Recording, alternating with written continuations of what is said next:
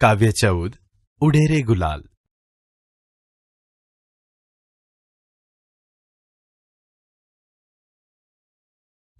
ઉડે રે ગુલાલ એ કાવ્ય હોળી ધૂળેટી જેવા પર્વની ઉજવણી કરતું ઉર્મી ગીત છે, જેના કવિ છે શ્રી નટવર પટેલ.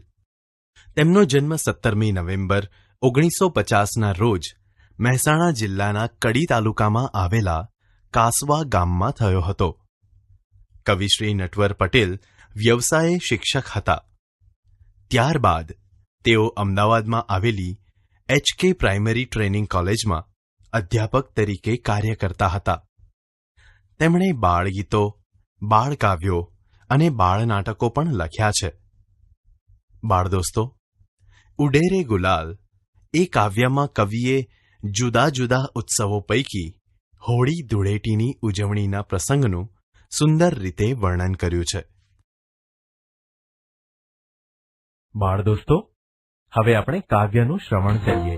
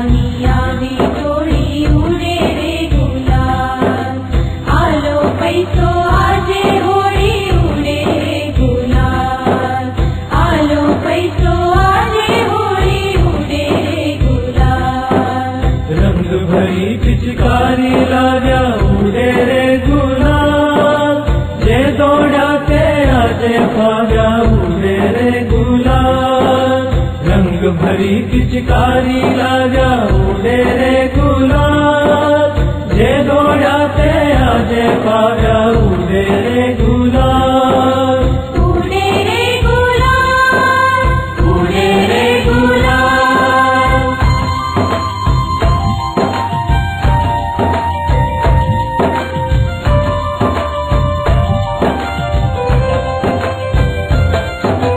काकानी उछाड़ी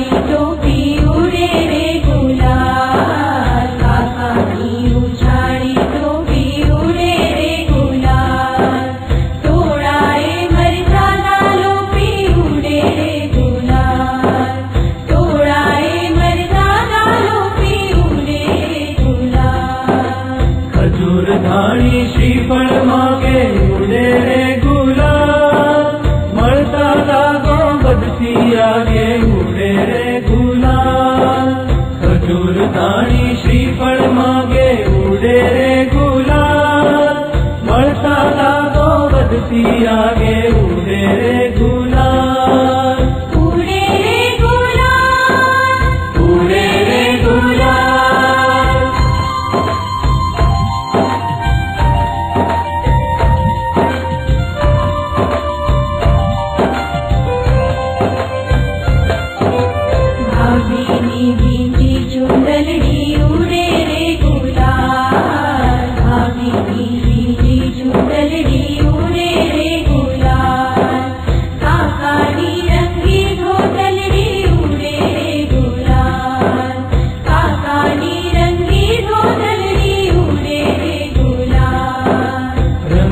होली सौने सरखा उड़े रे गुलाल, मानो आनंद छोड़ी नखरा उड़े रे गुलाल.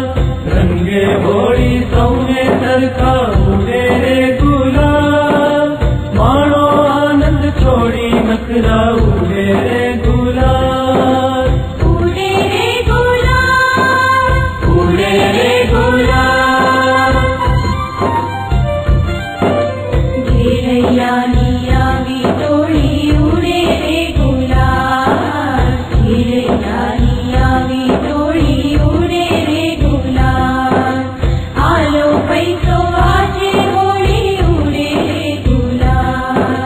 आलो पैसो आजे होली ભરી પિચકારી લાવ્યા ઉડે રે ગુલાલ જે દોડ્યા તે આજે ભાગ્યા ઉડે રે ગુલાલ ઉડે રે ગુલાલ ઉડે રે ગુલાલ ઉડે રે ગુલાલ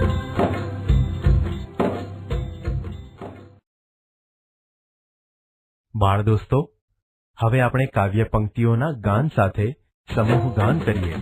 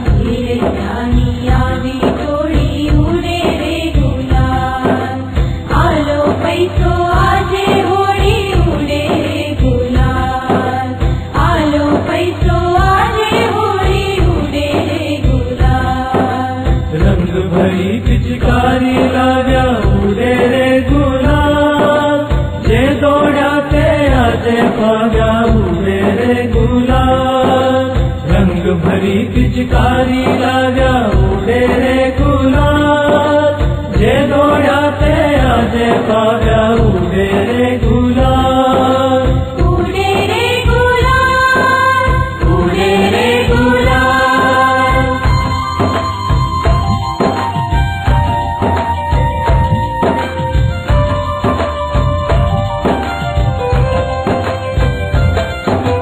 કાકાની ઉછાળી ટોપી ઉડે રે ગુલાલ કાકાની ઉછાળી ટોપી ઉડે રે ગુલાલ તોડાએ મરચાના લોપી ઉડે રે ગુલાલ તોડાએ મરચાના લોપી ઉડે રે ગુલાલ ખજૂર ધાણી શ્રીફળ માગે ઉડે રે ગુલાલ મળતા લાગો વધતી આગે ઉડે રે ગુલાલ ખજૂર ધાણી શ્રીફળ માગે ઉડે રે ગુલાલ મળતા લાગો વધતી આગે ઉડે રે ગુલાલ ઉડે રે ગુલાલ ઉડે રે ગુલાલ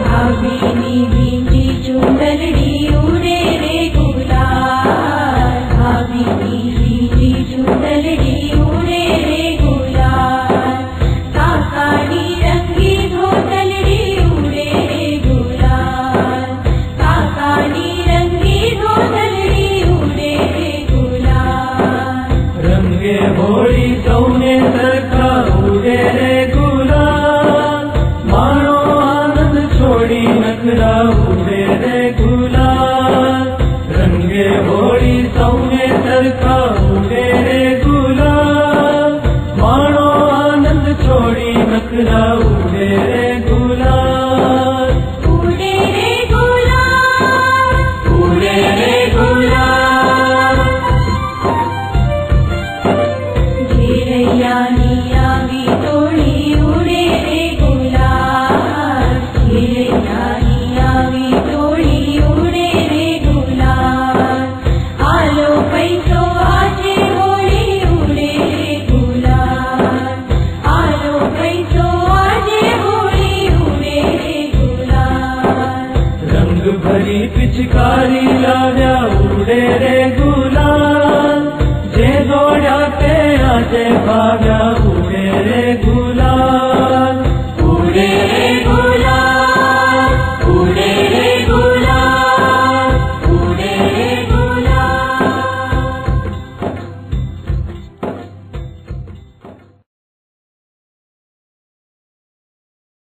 બાળ દોસ્તો, હવે આપણે કાવ્ય પંક્તિઓ જોઈને સમૂહ ગાન કરીએ.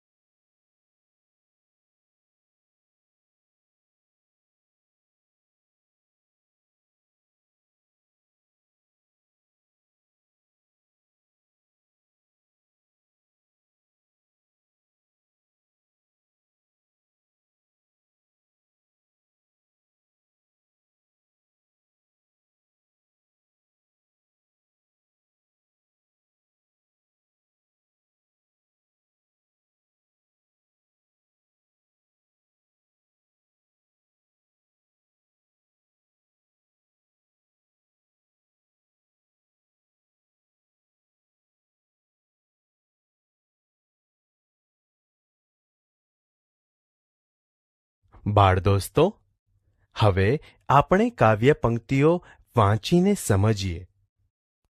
ઘેરૈયાની આવી ટોળી, ઉડે રે ગુલાલ, આલો પૈસો આજે હોળી, ઉડે રે ગુલાલ. સમજૂતી. કવિ કહે છે, હોળી ધૂળેટીના દિવસે લોકોને ગુલાલથી રંગવા માટે માણસોનો સમૂહ આવી રહ્યો છે અને તેઓ આજે દરેક જણ પાસેથી પૈસા આપો, પૈસા આપો એમ કહેતા ગોઠ માંગી રહ્યા છે. રંગભરી પિચકારી લાવ્યા ઉડે રે ગુલાલ, જે દોડ્યા તે આજે ફાવ્યા, ઉડે રે ગુલાલ. સમજૂતી. કવિ કહે છે, લોકોને ગુલાલથી રંગવા માટે ઘેરૈયાઓનું ટોળું આજે રંગોથી ભરેલી પિચકારીઓ ભરી લાવ્યા છે અને આજે ઘેરૈયાઓના આ ટોળાથી બચવા માટે જે દોડી ગયા તે પૈસા આપવામાં અને રંગવામાંથી બચી ગયા છે. કાકાની ઉછાળી ટોપી ઉડે રે ગુલાલ, ટોળાએ મર્યાદા લોપી, ઉડે રે ગુલાલ. સમજૂતી. કવિ કહે છે, લોકોને ગુલાલથી રંગવા માટે ઘેરૈયાઓના ટોળાઓ તો આજે મર્યાદાનો ભંગ કરીને કાકાની ટોપીઓ ઉછાળવા માંડ્યા છે. ખજૂર ધાણી શ્રીફળ માગે, ઉડે રે ગુલાલ, મળતા લાગો વધતી આગે, ઉડે રે ગુલાલ. સમજૂતી. કવિ આ પંક્તિમાં કહે છે કે આજે હોળી ધૂળેટીનો દિવસ છે, તેથી ઘેરૈયાઓના ટોળાઓ આજે ખજૂર, ધાણી, ચણા, શ્રીફળ વગેરે હકથી માંગતા માંગતા આગળ વધી રહ્યા છે. ભાભીની ભીંજી ચુંદલડી, ઉડે રે ગુલાલ, કાકાની રંગી ધોતલડી, ઉડે રે ગુલાલ. સમજૂતી. કવિ કહે છે કે ઘેરૈયાઓના ટોળાએ આજે ભાભીની ચુંદડી અને કાકાની ધોતી રંગથી રગદોડી દીધી છે. રંગે હોળી સૌને સરખા, ઉડે રે ગુલાલ, માણો આનંદ છોડી નખરા, ઉડે રે ગુલાલ. સમજૂતી. કવિ કહે છે, હોળી ધૂળેટીનો દિવસ કોઈ પણ જાતના ઊંચ નીચના ભેદભાવ રાખ્યા વગર ગુલાલથી સૌને સમાન રીતે રંગી દે છે. તેથી સૌ નખરા છોડી આજનો દિવસ ભરપૂર આનંદથી માણી લો. ભાષા સજ્જતા. બાળ દોસ્તો, આજે આપણે વર્ણ સામ્ય ધરાવતા શબ્દોના અર્થભેદ વિશે જાણકારી મેળવીએ. હવે અહીં આપેલા વર્ણ સામ્ય ધરાવતા શબ્દો ધ્યાનથી વાંચો અને સમજો. 1. દિન એટલે કે દિવસ, દીન એટલે કે ગરીબ. 2. પાણી એટલે કે હાથ, પાણી એટલે કે જળ. 3. ધુની એટલે કે નદી, ધુની એટલે કે તરંગી. 4. પૂર એટલે કે નગર, પૂર એટલે કે જલ સંકટ. 5. અહીં એટલે કે સાપ, અહીં એટલે કે અહીંયા અથવા આ સ્થળે. 6. નાસ્તો એટલે કે હળવો ખોરાક, નાસ્તો એટલે કે ભાગતો. 7. ગુણ એટલે કે વિશેષતા, ગુણ એટલે કે થેલો. 8. માં એટલે કે માતા, માં એટલે કે અંદર. બાળ દોસ્તો, અહીં આપેલા વર્ણ સામ્ય એટલે કે સરખા અક્ષર ધરાવતા શબ્દોમાં તમે જોશો તો ધ્યાનમાં આવશે કે આ શબ્દોના વર્ણો સરખા છે, પણ વર્ણોમાં રસ્વઈ ઈ કે ઉ, દીર્ઘ ઈ કે ઉ, અનુસ્વાર અને જોડાક્ષરને કારણે આ શબ્દના અર્થ જુદા જુદા થાય છે. જેમ કે પ્રથમ ક્રમના શબ્દો જુઓ, જેમાં એક શબ્દ છે દિન, જેનો અર્થ થાય છે દિવસ, અને બીજો શબ્દ છે દીન, જેનો અર્થ થાય છે ગરીબ. અહીં આ શબ્દોના દ અક્ષરમાં રસ્વઈ ઈ અને દીર્ઘ ઈ જેવા ફેરફાર માત્રથી આ શબ્દોના અર્થ જુદા જુદા થાય છે. હવે બીજા ક્રમના શબ્દો જુઓ, જેમાં એક શબ્દ છે પાણી, જેનો અર્થ થાય છે હાથ. અને બીજો શબ્દ છે પાણી, જેનો અર્થ થાય છે જળ. અહીંયા આ શબ્દોના અણ અક્ષરમાં રસ્વઈ અને દીર્ઘ ઈ જેવા ફેરફાર માત્રથી આ શબ્દોના અર્થ બદલાઈ જાય છે. હવે ત્રીજા ક્રમના શબ્દો જુઓ, જેમાં એક શબ્દ છે ધુની, જેનો અર્થ થાય છે નદી. અને બીજો શબ્દ છે ધુની, જેનો અર્થ થાય છે તરંગી. અહીં આ શબ્દોના ધ અક્ષરમાં રસ્વ ઉ અને દીર્ઘ ઉ તથા ન અક્ષરમાં રસ્વ ઈ અને દીર્ઘ ઈ જેવા ફેરફાર માત્રથી જ આ શબ્દોના અર્થ જુદા જુદા થાય છે. હવે ચોથા ક્રમના શબ્દો જુઓ, જેમાં એક શબ્દ છે પૂર, જેનો અર્થ થાય છે નગર. અને બીજો શબ્દ છે પૂર, જેનો અર્થ થાય છે જલ સંકટ. અહીં આ શબ્દોના પ અક્ષરમાં રસ્વ ઉ અને દીર્ઘ ઉ જેવા ફેરફાર માત્રથી આ શબ્દોના અર્થ બદલાઈ જાય છે. હવે પાંચમા ક્રમના શબ્દો જુઓ, જેમાં એક શબ્દ છે અહીં, જેનો અર્થ થાય છે સાપ. અને બીજો શબ્દ છે અહીં, જેનો અર્થ થાય છે અહીંયા અથવા આ સ્થળે. અહીં આ શબ્દોના હ અક્ષરમાં રસ્વ ઈ અને દીર્ઘ ઈ તેમજ અનુસ્વાર જેવા ફેરફાર માત્રથી આ શબ્દોના અર્થ જુદા જુદા થાય છે. હવે છઠ્ઠા ક્રમના શબ્દો જુઓ, જેમાં એક શબ્દ છે નાસ્તો, જેનો અર્થ થાય છે હળવો ખોરાક. અને બીજો શબ્દ છે નાસતો, જેનો અર્થ થાય છે ભાગતો. અહીં આ શબ્દોના સ અને ત અક્ષરના જોડાક્ષર જેવા ફેરફાર માત્રથી જ આ શબ્દોના અર્થ બદલાઈ જાય છે. હવે સાતમા ક્રમના શબ્દો જુઓ, જેમાં એક શબ્દ છે ગુણ, જેનો અર્થ થાય છે વિશેષતા. અને બીજો શબ્દ છે ગુણ, જેનો અર્થ થાય છે થેલો. અહીં આ શબ્દોના ગ અક્ષરમાં રસ્વ ઉ અને દીર્ઘ ઉ જેવા ફેરફાર માત્રથી આ શબ્દોના અર્થ જુદા જુદા થાય છે. હવે આઠમા ક્રમના શબ્દો જુઓ, જેમાં એક શબ્દ છે મા, જેનો અર્થ થાય છે માતા. અને બીજો શબ્દ છે મા, જેનો અર્થ થાય છે અંદર. અહીં આ શબ્દોના મા અક્ષરમાં અનુસ્વાર જેવા ફેરફાર માત્રથી જ આ શબ્દોના અર્થ બદલાઈ જાય છે. બાળ દોસ્તો, વર્ણ સામ્ય ધરાવતા શબ્દોમાં રસ્વ ઈ કે ઉ, દીર્ઘ ઈ કે ઉ, અનુસ્વાર, જોડાક્ષર વગેરે જેવી બાબતો ખાસ યાદ રાખવી જરૂરી છે. નહીંતર તમે અહીં આપેલા શબ્દો જોયા તેમ તેનો અર્થ બદલાઈ